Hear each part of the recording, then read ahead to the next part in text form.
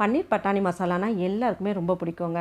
சப்பாத்தி, நான் கூடலாம் வச்சு சாப்பிடும்போது பக்காவான ஒரு டேஸ்ட்டில் இருக்கும். இந்த பன்னீர் பட்டாணி மசாலாவை கொஞ்சம் டிஃப்ரெண்ட்டான ஸ்டைலில் எப்படி செய்கிறதுன்னு இன்றைக்கி வீடியோவில் பார்க்கலாம் வாங்க. Welcome to choice recipes.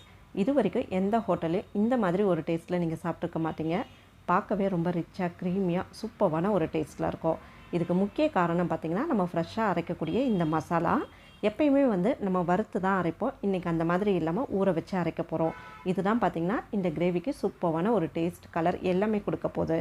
இப்போ காரத்துக்கு ஏற்ற மாதிரி காஞ்ச மிளகா ஒரு பவுலில் சேர்த்துருக்கேன். கிட்டத்தட்ட 6 காஞ்ச மிளகா எடுத்திருக்கேன். இது கூடவே 1.5 டேபிள் ஸ்பூன் அளவுக்கு முழு தனியா சேர்த்துட்டு 1 டீஸ்பூன் அளவுக்கு சீரகம், 1 டீஸ்பூன் அளவுக்கு சோம்பு சேர்த்துக்கிறேன். இப்போ இது எல்லாத்தையுமே ஊற வைக்க போகிறோம்.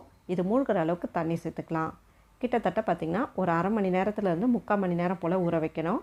ஒருவேளை நீங்கள் இன்ஸ்டண்ட்டாக பண்ணணும்னு நினச்சிங்கன்னா இதை நல்லா சூடாக கொதிக்கிற தண்ணியில் ஒரு 10 நிமிஷம் போல் ஊற வச்சுக்கோங்க. நான் பச்சை தண்ணி தான் சேர்த்துருக்கேன். இப்போ 3/4 மணி நேரம் ஊறிடுச்சு.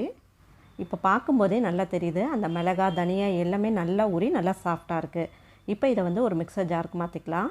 நான் ஊற வச்ச தண்ணி கம்மியாக இருக்கனால அந்த தண்ணியோடையே சேர்த்துட்டேன். ஒருவேளை உங்களுக்கு தண்ணி நிறையா இருந்தால் அந்த தண்ணியை வடித்து வச்சுக்கோங்க.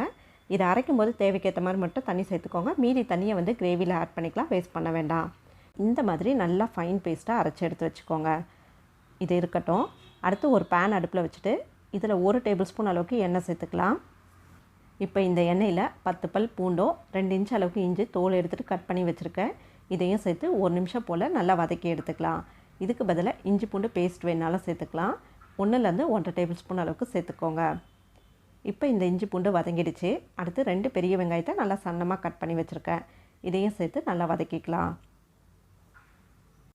இந்த வெங்காயம் வதங்கும் போது பார்த்திங்கன்னா ரொம்ப வதங்கக்கூடாது. இந்த அளவுக்கு கண்ணாடி பதத்துக்கு வதங்கினா போதும். ரொம்ப வதங்கி ப்ரௌன் கலராக மாறுச்சுன்னா அந்த டேஸ்ட் வேறு மாதிரி இருக்கும். இந்த கிரேவிக்கு இந்த அளவுக்கு இருந்தால் போதும். அடுத்து இது கூட தக்காளி சேர்த்துக்கலாம். மொத்தம் 5 தக்காளி எடுத்துருக்கேன். நல்லா பழமாக இருக்க தக்காளியை கட் பண்ணி வச்சுருக்கேன். இந்த தக்காளியும் சேர்த்துட்டு நல்லா வதக்கிக்கலாம். இந்த கிரேவிக்கு வெங்காயத்தை விட தக்காளி கூடுதலாக இருக்கணும். தக்காளியும் நல்லா பழமாக இருக்கணும். அப்போ தான் டேஸ்ட் நல்லாயிருக்கும். இப்போ பார்த்திங்கன்னா இந்த தக்காளியும் நல்லா வதங்கி நல்லா சாஃப்ட் ஆகிடுச்சு. இந்த அளவுக்கு இருந்தால் போதும். இப்போ இது எல்லாத்தையுமே நல்லா ஆற வச்சுக்கலாம். சூடு நல்லா ஆறின பிறகு இதை ஒரு மிக்சர் ஜாருக்கு மாற்றிக்கோங்க. இப்போ இது கூட தண்ணி எதுவுமே சேர்க்க வேண்டாம். இந்த தக்காளி வெங்காயத்தில் இருக்க ஈரமே போதும். இதை நல்லா இந்த மாதிரி ஃபைன் பேஸ்ட்டாக அரைச்சி எடுத்துக்கோங்க. கிரேவிக்கு தேவையான எல்லா பொருளும் அரைச்சாச்சு. இப்போ இதையும் எடுத்து தனியாக வச்சுக்கோங்க. அடுத்து ஒரு பேன் அடுப்பில் வச்சுட்டு 2 டேபிள் ஸ்பூன் அளவுக்கு வெண்ணெய் சேர்த்துருக்கேன். இந்த வெண்ணெய்க்கு பதிலாக எண்ணெய் இல்லைனா நெய் எது வேணாலும் சேர்த்துக்கலாம். வெண்ணெய் லேசாக உருகி வந்துடும். இதில் சேர்க்கறதுக்கு 200 கிராம் அளவுக்கு பன்னீர் கட் பண்ணி வச்சுருக்கேன். இதையும் சேர்த்துட்டு ஸ்டவ்வை நல்லா லோ ஃப்ளேமில் வச்சுட்டு 1 நிமிஷம் போல் இதை நல்லா வறுத்து எடுத்துக்கலாம். எந்த ரெசிபியாக இருந்தாலும் பன்னீர் சேர்க்கும்போது ரொம்ப நேரம் வேக வைக்கக்கூடாது. பன்னீர் ரொம்ப நேரம் வந்துச்சுன்னா உங்களுக்கு ஜவ்வு மாதிரி ஆகிடும். இப்போ 1 நிமிஷம் போல் வறுத்ததும் பாருங்கள், அந்த பன்னீரெல்லாம் லேசாக செவந்து வந்திருக்கு. இந்த அளவுக்கு வந்ததும் இதை எடுத்து தனியாக வச்சுடுங்க. இதை கடைசியாக தான் சேர்க்க போகிறோம்.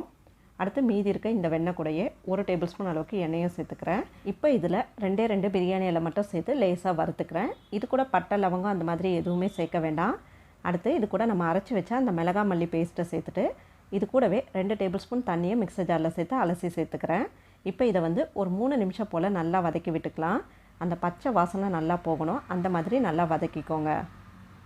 இப்போ நல்லா கலந்து விட்டாச்சு. ஒரு 3 நிமிஷம் போல் நல்லா வதங்க விடுங்க. இப்போ பார்த்திங்கன்னா லேசாக எண்ணெய் பிரிஞ்சு வந்திருக்கு. அந்த மிளகா மல்லி நல்லா வதங்கியிருக்கு. இந்த அளவுக்கு வரணும். இப்போ இது கூட நம்ம ஏற்கனவே அரைச்சி வச்சா அந்த வெங்காயம் தக்காளி பேஸ்ட்டை சேர்த்துக்கலாம். அரைச்சி சேர்த்தா மிளகா மல்லியோட பச்சை வாசனை போன பிறகு தான் இந்த தக்காளி பேஸ்ட்டை இதோடு சேர்க்கணும். முன்னாடியே சேர்த்துனீங்கன்னா கிரேவியோட டேஸ்ட் மாறிடும். அதனால் நல்லா வதங்கின பிறகு சேர்த்துக்கோங்க. இப்போ இதையும் சேர்த்துட்டு இந்த மசாலாவோட நல்லா கலந்து விட்டுருங்க. இந்த தக்காளி, மிளகாய் எல்லாமே அரைச்சி சேர்த்துருக்கனால இதுவே பார்த்திங்கன்னா இந்த கிரேவிக்கு நல்ல ஒரு கலரை கொடுக்கும். இது கூட எக்ஸ்ட்ரா எந்த கலருமே சேர்க்க வேண்டாம். இப்போ இதுவும் நல்லா மிக்ஸ் பண்ணி விட்டாச்சு. அடுத்து இது கூட 1 கப் அளவுக்கு ஃப்ரெஷ்ஷாக இருக்க பச்சை பட்டாணி சேர்த்துக்கலாம். இந்த மாதிரி ஃப்ரெஷ்ஷாக இருக்க பட்டாணி இல்லைனா ஃப்ரோசன் இது எல்லாமே டேரெக்டாக சேர்த்துக்கலாம். இதுவே காய வச்ச பட்டாணியாக இருந்தால் அதை ஊற வச்சுட்டு நல்லா வேக வச்சுட்டு அதுக்கப்புறம் சேர்த்துக்கோங்க. அப்போ தான் கரெக்டாக இருக்கும். இப்போ பட்டாணியும் சேர்த்துட்டு எல்லாத்தையும் நல்லா ஒரு தடவை இந்த மாதிரி கலந்து விட்டுருங்க. இப்போ இதை மூடி வச்சு வேக வச்சுக்கலாம். இப்போதைக்கு இது கூட தண்ணி எதுவுமே சேர்க்க வேண்டாம். இது நல்லா வதங்கி வந்ததுக்கப்புறம் தண்ணி சேர்த்துக்கலாம். ரொம்ப திக்காக இருக்கனால வெளியிலலாம் தெரிக்கும். அதனால் இந்த மாதிரி மூடி வச்சுடுங்க. ஸ்டவ்வை சிம் டு மீடியம் ஃப்ளேமில் வச்சுக்கோங்க. இந்த மசாலா பார்த்திங்கன்னா ரொம்ப திக்காக இருக்கனால சீக்கிரத்தில் அடிப்பிடிக்க சான்சஸ் இருக்குது. அதனால் இடையில ஒரு 2 டைம் ஓப்பன் பண்ணி நல்லா ஒரு தடவை கலந்து விட்டு திரும்பவும் மூடி வச்சு குறைஞ்சது ஒரு 5லேருந்து 8 நிமிஷத்துக்கு ஸ்டவ்வை மீடியம் ஃப்ளேம்லேயே வச்சு நல்லா கொதிக்க விடுங்க. அப்போ தான் அது நல்லா வதங்கி அந்த பச்சை வாசனையெல்லாம் போகும். இப்போ ஒரு 5 நிமிஷம் ஆயிடுச்சு. இது நல்லா வதங்கி அந்த பச்சை வாசனை எல்லாமே நல்லா போயிடுச்சு. நம்ம சேர்த்த இந்த பச்சை பட்டாணியும் பார்த்திங்கன்னா 3/4 நல்லா வெந்துடுச்சு. இந்த அளவுக்கு நல்லா வதங்கி வந்ததும் இது கூட தேவையான அளவுக்கு உப்பு சேர்த்துட்டு 1.5 டீஸ்பூன் அளவுக்கு கரம் மசாலா சேர்த்துக்கிறேன். இந்த கரம் மசாலாவும் பார்த்திங்கன்னா ஹோம்மேட் தான். இதோட ரெசிபி வந்து ஏற்கனவே நம்ம சேனலில் இருக்குது. லிங்க் வந்து ஐ கார்ட்லேயும் டிஸ்கிரிப்ஷனில் கொடுக்குறேன். தேவைப்படுறவங்க பார்த்துக்கோங்க.